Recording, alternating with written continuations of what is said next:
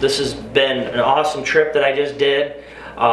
It was in honor of my grandfather, who was a Pearl Harbor survivor, and I took the car that I built in honor of him, which is called the 001 Project Pearl Harbor. It's been all airbrushed out and done up in honor of him. November 26, 2016, I left from Great Lakes National Cemetery at 11:30 in the morning to head out across the country in honor of those that serve our country and my grandfather, to appear on December 7th, for the 75th anniversary of Pearl Harbor, the attack on Pearl Harbor. They did a ceremonial thing out there on December 7th in honor of my grandfather, who was aboard the USS San Francisco. So that was the main goal of my trip, and also to meet those throughout the country along the way, shake their hands, give them thanks for their service and sacrifice, and have them sign this wonderful jersey that I had won at the Warriors and Red Wing alumni game a couple weeks ago before I left. That being said, I actually drove from Michigan to Illinois to the Middle Eastern Conflicts Wall, met up with some fellow G8 owners and some vets, shook their hands, gave thanks for their service and sacrifice, and checked out the place. It was very honorable to meet those. That same night, on Saturday the 26th, we drove to Iowa, where we stayed the night at a hotel. Got up the next day on the 27th and drove across the country to Denver for the night. Along the way, we met up with a couple G8 owners that have been following me for the last couple years. And just to give you a heads up, actually one of our guys actually had triplets. It was great. That actually same day, they had the kids, and they actually had the kids the next day, and it was great. And then in Denver, we stayed a couple nights there, and got to meet up with a couple of the car groups out there, which was very awesome. Thank you.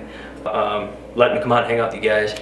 The next day, we got ready to leave to head to Vegas, where I met up with Mike Passarge, Nathan Tajeda, and Tony.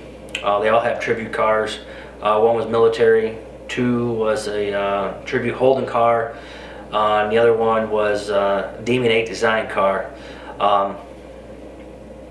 That actually took me about 13 hours to drive from Denver through the mountains, through Utah to Vegas, which was a really tiring night. We stayed in Vegas for 2 nights, thanks to Kevin and his wife for the hospitality. Got up the next morning after we left, and went out to Specty for my next checkpoint, where they got to see the headlights all weathered out and stuff like that, which was cool. They really liked that. Thank you guys for taking me in and helping me out. And then my next checkpoint from there would have been Four Honors Motorsports, where they actually have a tribute Saleen Mustang. It's called the Black Ops Tribute Saleen Mustang, which is dedicated to 890 plus fallen SOCOM, which was very honoring to see and meet the guy who owns it, Ken Schaefer and Nick Schaefer. Then the next day from there, they took me to the bases in San Diego. I got to meet vets at Gator Beach, on base, got to visit some of the memorials.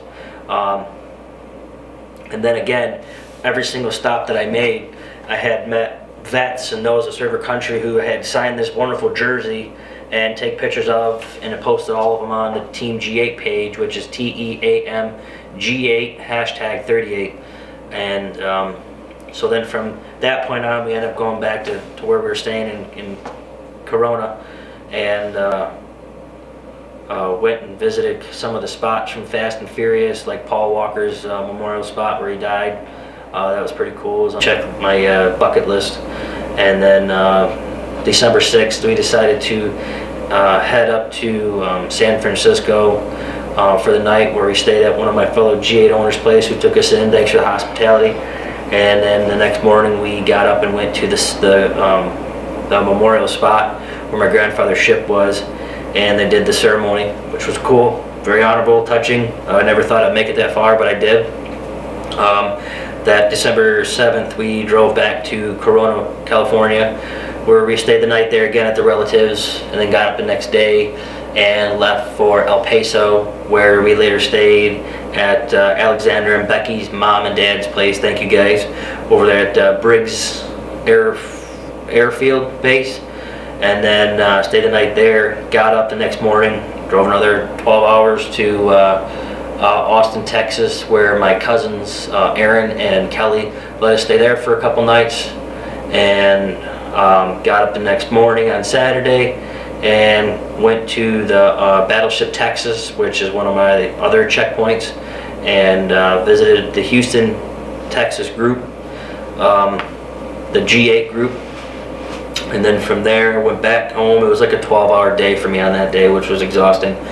And then that Sunday we stayed again in Houston or Austin, and then got up on Monday and drove all the way out to Alabama from Austin, Texas, which is about a 13-hour drive almost, and then stayed in Alabama, and then got up the next morning on Tuesday, drove out to Treadwell, Alabama, hung out with the guys of Treadwell, where I got to see where they made all the products and saw what they do, and it was just amazing. And that Tuesday last week, I drove from Treadwell, Alabama, all the way up to Michigan. It took me 2:30 in the afternoon. I arrived back home at 4:30 in the morning on Wednesday. But throughout this whole entire trip, you know, I got to meet the G8s of South Cal, San Francisco, Houston, you know, and a lot of vets. It was just amazing to see and hear the stories of all these guys that don't get appreciation for what they did, whether it be way before or now. It's just sad that we just can't take the time and just say, hey man, you know, thanks for what you did. You know, even if it was a Vietnam guy, they all did what they had to do, whether they liked it or not. Just like police have to do what they do, and they, you know, some of them, it's their job, you know, and some of them love doing it. But these guys all, whether it's a firefighter, EMT, police, the vet, they all risk their lives for us, and we all get to do this stuff because of them. So I would encourage everybody to, you see somebody that protects you and serves your country, to give them appreciation and thanks as much as you can. One of the things I got to do was go out to the Plains of Fame, thanks to my Uncle Tony out of California, and that's where I got to meet a 31-year veteran who was 97 years old. He was a Marine, and you know, it's just amazing to stand next to this high-ranking Marine that's just one bad son of a gun that's just done it all, you know. But the whole entire point of this trip was to meet vets, shake their hands, give them thanks for their service and sacrifice, and just keep doing that as much as I possibly can. And I had to cut the trip short, though. I didn't get to make it out to DC or South Carolina due to funds, and one of the main reasons was that I wanted to come home and see my daughters, Brooklyn and Brianna, and because they missed me and they wanted me home. So I was willing to sacrifice the rest of my trip, even if I had the money to come home to them. But I plan on making another tribute trip number 2, probably just 2018-19 in the summer. Just got to take care of some things right now, and we'll keep you updated on that one. That one's going to be from Michigan, the same place, Great Lakes National Cemetery, 11:30 in the afternoon. We'll see what the date's going to be, though, and it's going to be in the summertime. It's going to go from Michigan to the East Coast and along the lower states and the places I didn't get to see. So prepare yourself, and we'll see you out there. Thank you.